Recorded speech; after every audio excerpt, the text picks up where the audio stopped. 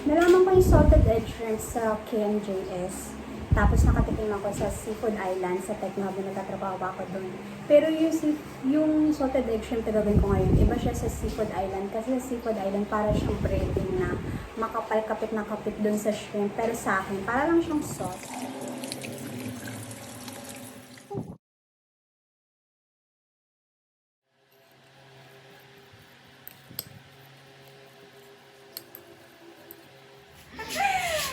Ayan. Lagyan na. Kinagil, oh. Ayan, kalma lang. Dahil hindi pinainit masyadong mantika, kalma lang.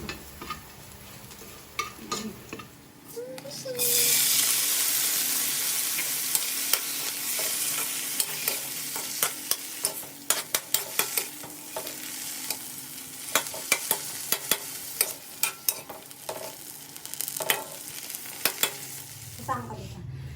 Set aside muna natin. Iwan natin yung mga bawang. Kasi gagawin na natin yung sauce. Sauce. Bango.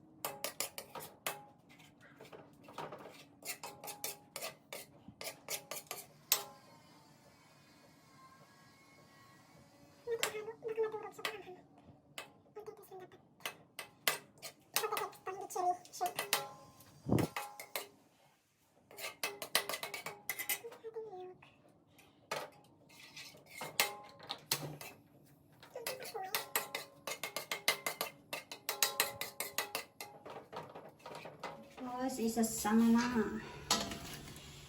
And how.